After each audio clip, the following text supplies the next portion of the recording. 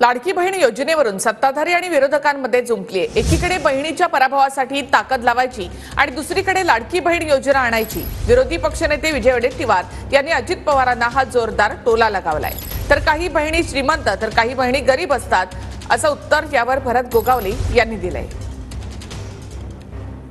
एकीकडे बहिणीच्या पराभवासाठी संपूर्ण ताकद खर्ची घालायची आणि दुसरीकडे मात्र लाडली बहीण म्हणून योजना आणायची।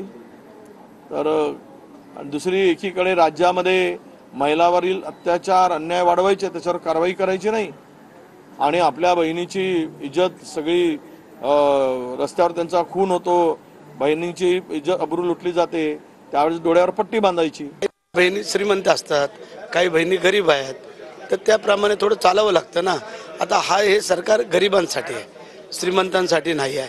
आणि मग ज्या गरीब बहिणी गरीब महिला ह्या ज्या आहेत यांना ते फायदा होऊ द्या ना।